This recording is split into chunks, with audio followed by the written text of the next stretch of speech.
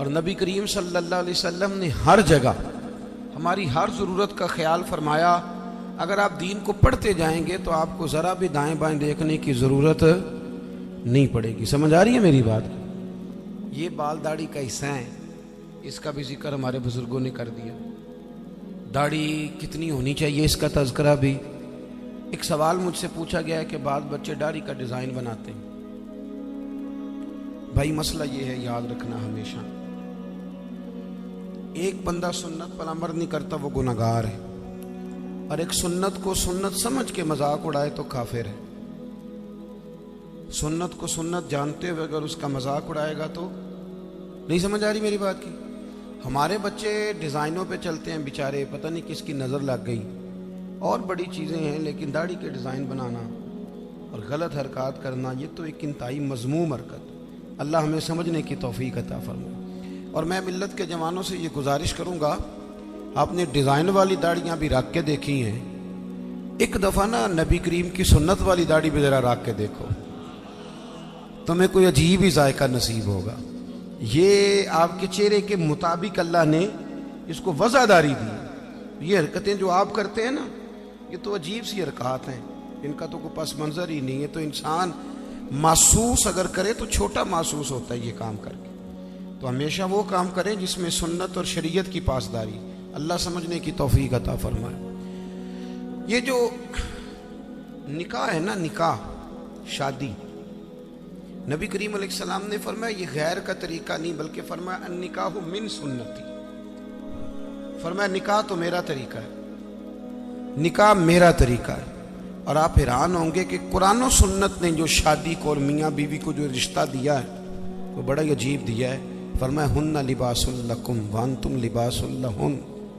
मर्द औरत का लिबास है और औरत मर्द का लिबास है। सर्दी गर्मी में भी लिबास जिस्म की हिफाजत करता है, सर्दी गर्मी के लिहाज से भी हिफाजत करता है। मर्द औरत की हिफाजत करता है, दुख में, तकलीफ में, गुर्बत में, परेशानी में। औरत भी मर्द की हिफाजत करती है, उसके बच्चों की, उसके घर की, उसकी निशानियों की। पालती तो माँ ही है ना बच्चे। बोले वल्दियत किसकी लिखी जाती? अब्बा जी की। जानशीन, सजादा नशीन, वारस, वो कौन किसका होता है? वो अब्बा जी का। लेकिन पालती पोसती कौन है? अम्मा जी। अब्बा जी अम्मा को बच्चे दे के रोज घर से जाते हैं, फलानी जगह जा रहा हूँ बच्चे संभाल, फलानी जगह जा रहा हूँ बच्चे तेरे। कभी ऐसा भी हुआ है कि अम्मा कहे मैं ज़रा 15 दिनों के जा रही हूँ कहीं, तो बच्चे तुम रख लो? होता है ऐसे? तो मर्द औरत का हुकूक का ख्याल करता है, औरत मर्द के हुकूक का।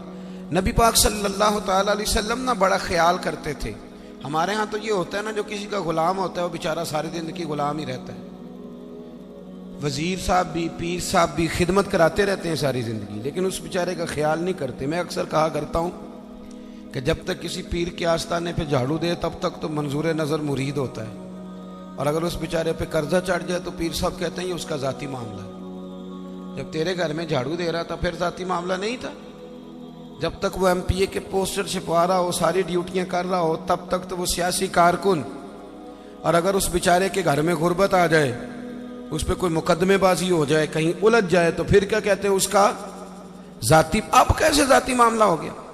मेरे अजीज, मेरे महबूब करीम अलैहिस्सलाम का तरीका मुबारक था, किसी पे कर्जा चढ़ता तो हुजूर उसका भी ख्याल करते, कोई बीमार होता तो हुजूर तीमारदारी करने जाते। क्या खूबसूरत लफ्ज़ हैं बुखारी के। हुजूर ने फरमाया मेरा कोई उम्मती इंतकाल कर जाए, अगर पैसे छोड़ के जाए, तरका छोड़ के जाए, माल छोड़ के जाए, तो फरमाया उसके वारसों में बांट देना, लेकिन अगर उसके जिम्मे कर्जा हो ना तो मेरे पास आ जाना, मैं अपनी उम्मती का कर्ज अदा कर दूंगा।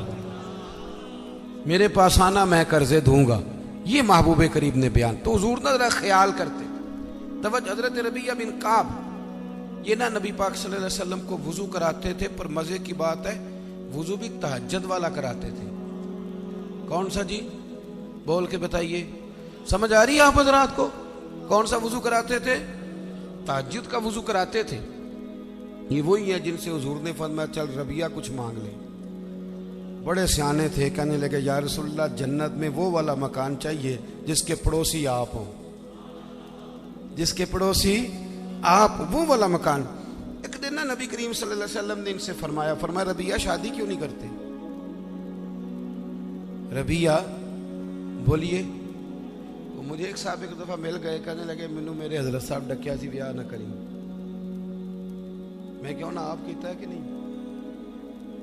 तो दो कीते ने, तो मैं क्या तेनू कल ही डकिया सो। अजीब फलसफा है ना, यानी किसी और के लिए फकर का हुक्म है, हमारे लिए ये किस किस्म की फकीरी है? अजीब मिजाज है ना ये। यहाँ तो कोई मकासद हो, अल्लाह ताला समझे, समझने की तौफीक अता फरमाए। अल्लाह ताला हमें तौफीक दे कि हम इस बात का ख्याल करें, लेकिन अब मिजाज है हमारा। बहरहाल आमदाम बरसरे मतलब हुजूर ने फरमाया रबिया शादी क्यों नहीं करते? तो कहने लगे या रसूलल्लाह ना तो दौलत है, ना माल है, ना घर है हुजूर, ना नौकरी है, और फिर रंग रूप भी कोई नहीं। मेरा रूप भी नहीं तो मेरा रंग भी नहीं, तो मैनू यार मनाउण दा ढंग भी नहीं। हुजूर कुछ पता ही नहीं, कौन मुझे रिश्ता देगा? हुजूर खामोश हो गए। दूसरे दिन फिर वुजू कराने आए तो महबूब ने पूछा रबिया शादी क्यों नहीं करते? अर्ज करते हैं कि या रसूलल्लाह ना घर मकान, ना जायदाद, ना कोई और शय, कौन रिश्ता देगा? हुजूर अलैहिस्सलाम खामोश हो गए। एक बड़ी खूबसूरत बात लिखी है साहिब सीरतुन नबविया डॉक्टर अहमद अब्दुल रज़ाक ने।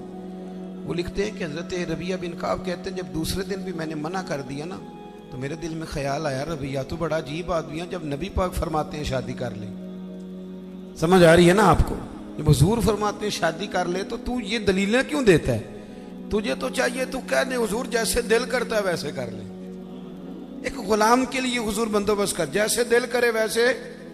कहते मैं तीसरे दिन इरादा करके गया कि आज हुजूर ने पूछना है तो मैंने बता देना, पर सारा ही वुजू हो गया, अल्लाह के नबी ने पूछा ही नहीं। मेरे दिल में ख्याल था पूछेंगे, अब पूछेंगे, वुजू मुकम्मल हो, लेकिन हुजूर ने पूछा। कहते अब हुजूर मैं अब खड़ा हूं, महबूब फरमाने लगे हो गया वुजू जाओ।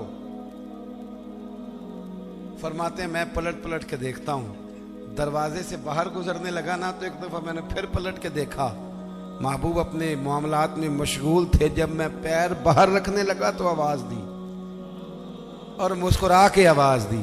क्या शान है बरेली के इमाम की। फरमाने लगे जिसके गुच्छे से लच्छे जड़े नूर के।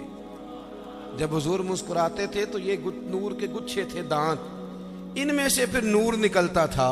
तो आला हज़रत फरमाते हैं जिसके गुच्छे से लच्छे जड़े नूर के, उन सितारों की नुज़हत पे लाखों सलाम और उनकी बातों की लज्जत पे बेहद दुरूद, उनके खुतबे की हैबत पे लाखों सलाम, और जिसकी तस्कीन से रोते हुए हंस पड़े। हुजूर जरा सी तस्कीन करते थे तो रोने वाला हंस पड़ता, तो फिर बड़ा इंतजार करना पड़ता होगा, 2-2 घंटे हुजूर मुस्कुराते नहीं होंगे। तो आला हज़रत फरमाते नहीं भाई ये भी मसला कोई नहीं, ये भी मसला कोई नहीं कि 2 घंटे के बाद मुस्कुराएंगे तो रोने वाला हंसेगा। फरमाने लगे जिसकी तस्कीन से रोते हुए हंस पड़े, उस तबस्सुम की आदत पे लाखों सलाम। ये तो आदत है नबी पाक की, तुम्हें इंतजार नहीं करना पड़ेगा, तो आदत है हुजूर। तो हुजूर ने फरमाया शादी कर लो। कहते मैं मुस्कुराया, दौड़ के वापस आया, या रसूलल्लाह जैसे हुक्म हो कर दे। मेरे महबूब की भी क्या बात, क्या अंदाए हैं रसूल करीम की। हुजूर ने फरमाया फलां कबीले के सरदार के पास जाओ, उसे जाके कह कि अपनी बेटी का निकाह तेरे साथ कर दे। आप फरमाते मैं गया, सलाम ली, अंदर दाखिल हुआ, उन्होंने बुलाया, मैंने कभी हुजूर ने भेजा है।